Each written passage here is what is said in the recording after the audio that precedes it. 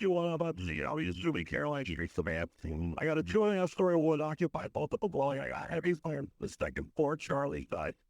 I have an exposure on the Delta side. We have one line stretch, non-operating, primary searches are underway. Status of the fire is doubtful. What is happening, man? I'm on the third line. Be about to our kid. Sorry. How are you, Dale? All right, we're back. This is episode 3. A lot of changes. Obviously, as you may or may have not noticed, we now have a logo. We have a theme intro. So we have a lot going on as far as progress with the show. This is the 3rd episode, so episode number 3. I figure episode number 1, we kind of did the, I guess you'd say, the who intro. Episode 2, we did the where.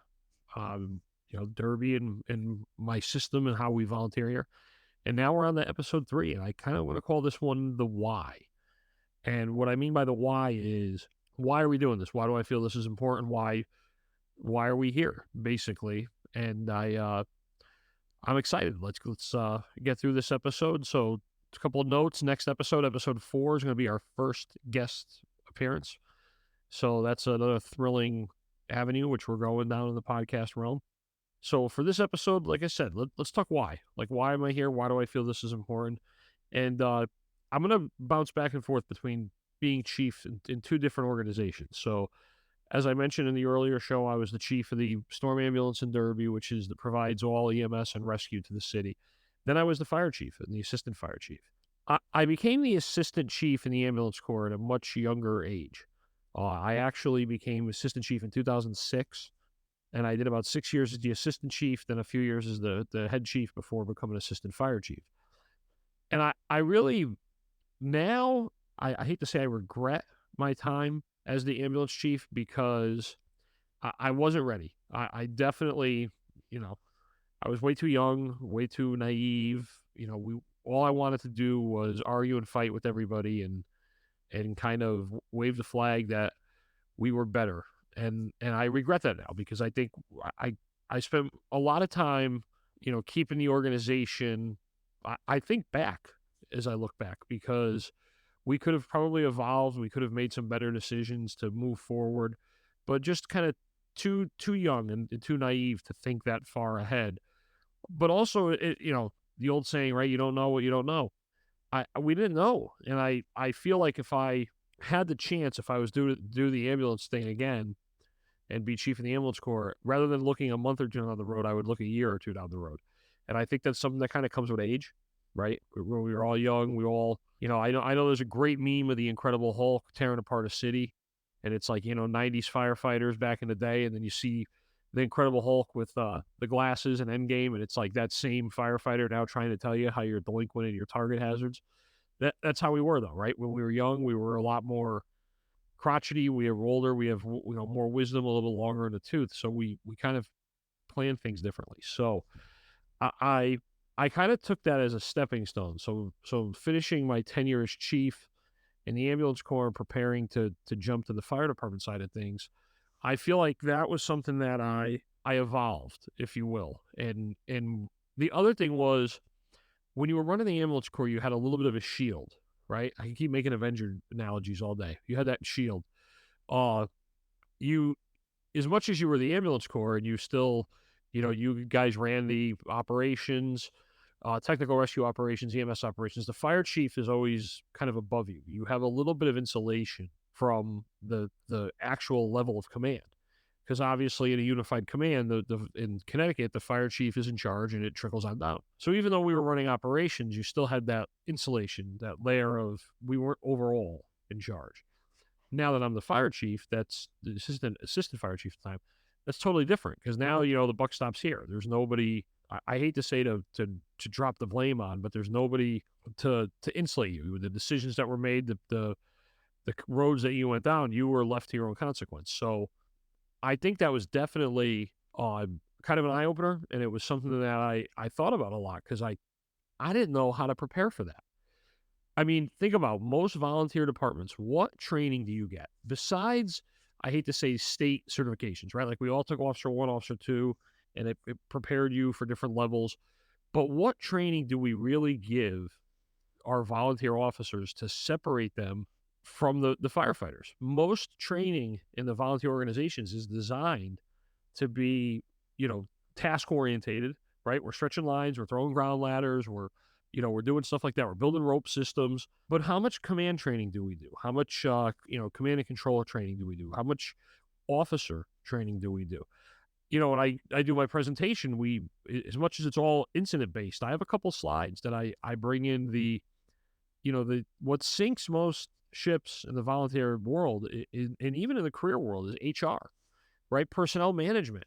And I mean, we do basically no training for HR side of things. I mean, we do our required, bare minimum training that's usually like a video or a Sunday morning that everybody's kind of ducking in and out on. But what do you do when a member comes in and tells you another member assaulted them? What do you do when you find out that, the cops are looking for one of your guys and they think he's at a firehouse? Like these are different level questions. And, not to get away from the incident stuff, but that's kind of the stuff that'll trip you up.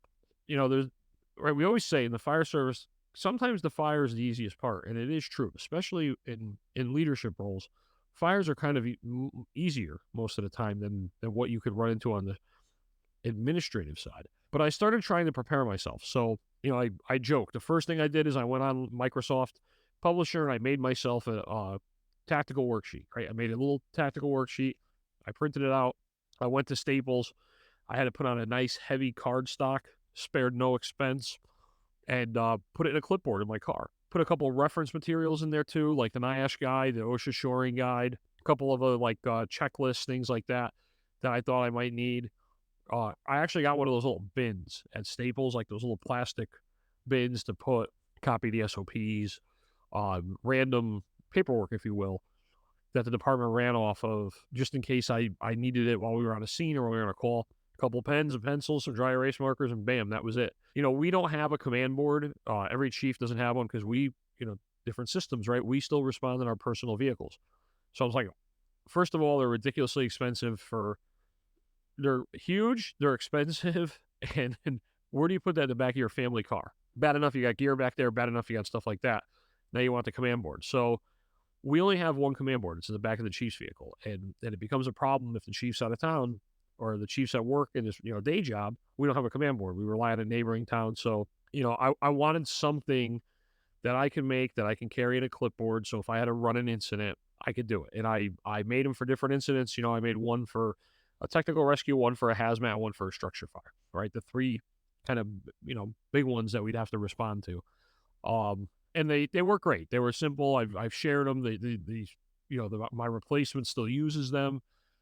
So I consider it a raving success that the checklist I made at 10 o'clock on a random night on a whim is still in use. But that was it. Looking back, the best training we ever gave an upcoming chief in Derby was we have that awkward period where you take the test in mid-November, but you're not chief till January. And the beginning of December, we had a downtown Derby's being revitalized. We have 15 acres basically leveled. Looks like they're testing missiles. And in the middle of it was an old 1800s warehouse, right? It was actually used to make uniforms during the Civil War. And, 4 or 5 story heavy timber construction. It goes up one night. And we had just had the chief's test. So it worked out. We actually let the incoming assistant chief run the fire because it was a 4-story heavy timber construction that was well involved and no one was going in the middle of 15 acres with nothing around it. So there were no exposures, no nothing. So even if we didn't show up that night, the end result would have been the same, right? The building was going to burn to the ground whether we were there or not. So we figured let's let, the new assistant chief run the fire. And that was probably the most training that we've ever offered any officer prior to, especially the chiefs, prior to, assuming the title. So I started basically working on this program, and I started thinking about ways to improve the department. And one of the things that I stole from my career job was we were doing some heavy officer training, right? So our chief at the time, Chief Dode, was tremendous with a lot of that stuff. And he brought in a lot of outside speakers to do officer training and chief level training. And I said, boy, that makes sense, So we hired Some of the same guys, right? We hired to come up, and we did like a whole weekend incident command program.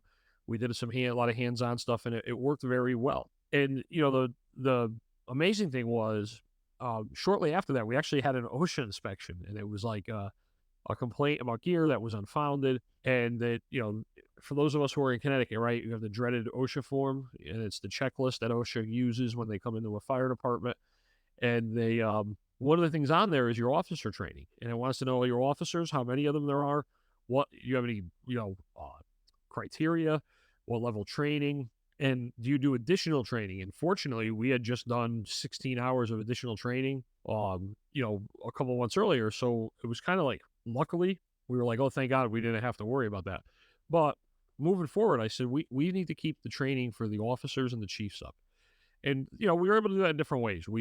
COVID hit, so right that threw everybody right out the door. So we purchased an online platform during COVID where we were able to make different tracks. And I liked it. I hate to say we checked the box with it, but during COVID, it was what we had to do. So I was able to make a track, right, for interior firefighter, for line officer, for chief officer, for driver only, for exterior only, right, all the levels we have in the volunteer department, and assign it to everybody so that it calculated the hours based on those tracks. And again, right after COVID, we've had a lot of OSHA inspections, and in my tenure. And in the 8 years I was chief, we had 5 OSHA visits. And one of them was because of a photo they saw on social media. They came on their own. One of them was from a complaint made by a member. 2 of them were random. According to them, they randomly, I'm air quoting for those who can't see me, they randomly selected us. And with those OSHA visits, I was able to show them, especially, I think they came right after COVID too. It was kind of like, are you kidding me? They came in the fall of 2020, and they wanted to know about fit testing. And we were like, we haven't fit tested anyone this year because of COVID. Like we were told not to.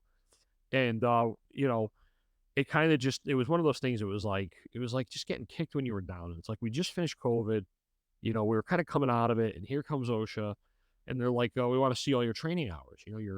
So I was like, okay. I said, you're in luck. We bought this program. I hit print, and it ended up printing out, like 187 pages of training document, which was great, right? Because you walked into the meeting with the OSHA inspector, and it was like, you had that giant thick file, and you were like, here you go. And that was the end of it. They never asked us another question about it. We were able to kind of, I don't want to say got lucky, because we wanted to do it. We just had to adapt with COVID. But we were able to provide the officers training. And I'll tell you, I had some officers, and I'm going to actually bring some of them on the show coming up in the next couple of weeks, who, when they first became officers, I actually had officers that I told them that I wasn't allowing them to take command because they had no training. They were, way too young, way too inexperienced. And I told them that their only path to compliance was training. And, I had one of them that did it. He stuck with it, became a great officer. So it works. The hardest part is, how do you do that training, right? Because now in the volunteer world, how do you keep that training in those hours in addition to what we said earlier, right? You got to stretch lines, you got to, throw ladders, you got to do all that. And then you got to train your guys on simple things like size up and initial tactics, company operations, SOPs. Something we did at every one of our, we had monthly officer meetings, so we called it Starfleet Command. So we would always be like, oh yeah, Starfleet tonight. Just review an SOP. Even if you sit down, you review an SOP with everybody, it's officer training. And again, back to the whole, I hate to say check the box, but if you're doing 12 officer meetings a year, and at every meeting you're reviewing an SOP, that's 12 extra hours of officer training right there without really much difficulty. I just wish, I had a lot of great chiefs before me, but like most volunteer departments, when a chief goes out the door, they vanish, right? They've been to the circus, they've seen what, the show. So they kind of take a backseat role. But I didn't reach out to them enough, which is another, I'd say, mistake I made, was that I ironically, one of them was my immediate past chief was my brother. I'm sitting next to them at family dinners, and obviously you're not going to talk shop at those things, but I just feel like that's another mistake I made, and if I was to do it again, or if you were soliciting advice on becoming a chief officer in a volunteer department, sit down with the past chiefs, find out what they did wrong, find out what they did right, and that's a great way to kind of prepare yourself for these roles. The other way to prepare yourself for these roles is to surround yourself with the right people at an incident. We had a chief in our town, very, I don't want to say he was a little unsure of himself, I would say. But at every incident, if it was a technical rescue, if it was a hazmat, if it was something a little bit out of the ordinary, he would know to grab one of the senior members, one of the older members, one of the, in that discipline and kind of say, hey, just stay right with me, right? And it to me, saying you don't know something and bringing somebody up to help you manage it is a lot better than trying to fudge your way through it. And I think we'd all agree on that. And, as incident commanders, sometimes we're managing the incident. You have a command system for a reason, right? You have operations officers, you have people running the incident. I may not know that discipline very well, but I know how to run the incident, and the people I put in charge of running the discipline know how to discipline them, how to run the discipline. So that's the beauty of the command system. I always say you don't have to know everything. You just need to know who knows what, right? Knowing your people is probably the best way to get through being a chief. There's a lot of other ways. The internet is obviously a great place. There's plenty of books out there. I read a few leadership books, tried to, obviously, if you could tell from the clock behind me, most people know I'm a fan of Disney. I read Bob Iger's book. For our promotional exams, we had to read different leadership. It's Your Ship was one of them, and different leadership styles of how it is. But, the biggest thing is set your course and sail it, right? Don't keep changing your mind. Don't keep going back on things. My people knew my expectations, and we did the whole sit down and have meetings and talk about what I wanted from them and what I expected from them. They knew my pet peeves, right? That was one thing I made sure to tell them right up front. There's a few things that make me mad instantly in the fire service. Social media is a big one. Group photos or selfies after an incident. And I told them right in front, look, these are things that are not going to win favor with me, and they're not happening. And right, it was a big thing. I mean, most of my time as chief, the issues that I had were social media related, right? Like most of us nowadays, it was people, making a dumb comment, writing a dumb comment, posting a dumb picture, and it would get somebody mad. And that was kind of the most common of our disciplinary issues. But, sit down, give them those expectations. If they know what not to do, a lot of times they're not going to do it. And know your strengths and weaknesses of your people. It's okay to, you have to understand when you're ranking your people, you have your A players, your B players, your C players, and then you have players that you shouldn't even put on the field. And sometimes when you get an incident, the player that shouldn't be on the field is right there asking what to do. And I hate to say that's a hold the clipboard moment, but there are times where you come up with tasks to get them out of the game, because it's probably safer if they're not, in the game than if they're on the sidelines, right? A lot of analogies. I know, I'm sorry. But that's why we're here. I just feel that in the volunteer side of things, we've forgotten the importance of incident command and officer training. And the reason is very simple. Why? We're too busy training the members and less worried about training ourselves. And it's not a bad thing, right? It's not bad. It's a good thing, right? We're put in charge. We understand the gravity of the situations that we're put in charge of. We understand the responsibility. So our focus now becomes to making sure that they below us are trained, they're ready, they're able, they're equipped. And then that puts, your level way in the back. So I think that's one of the reasons why I feel so passionate about this, is that I think because I felt underprepared and kind of wung it, I didn't want anybody coming after me to feel that way. So we were able to sit down with a lot of the newer chiefs coming in. We were able to, give them scenarios, give them, online programs, give them YouTube videos, and have them prepare, for their role coming in as a chief officer. And you can do that as a company officer. You can do that as a firefighter. Use the resources, that are out there nowadays to prepare yourself for the role you're about to take. So that's kind of, like I said, that's why we're here, right? Make it better than we left it. Again, we're nailing the analogies tonight. But that's my thought, my philosophy. As always, I hope you enjoyed our quick ride to work, as I like to say, 20 minutes, good time. What's coming up? So obviously we got the art, we got the graphics. Don't forget to like and follow us on social media. It's the Volley_Chief on Instagram, Facebook. We're here on the streaming platform. So like the podcast, comment, subscribe. Again, anybody wants to be on, I'm open. I'm not. It's one of the things I feel like there's a lot of people, they want to say something. By all means, fire us an email. It's thevolleychief@gmail.com. And I'll gladly have you on. I mean, it doesn't bother me. If you want to come on, you want to talk about something, if you have a comment about something we want to say, or you want to hear us talk about something, shoot us an email. So that's it for tonight. I guess I got to invent an outro. That's going to be my next, my next goal is to get an outro. But next episode coming Tuesday, our first guest speaker.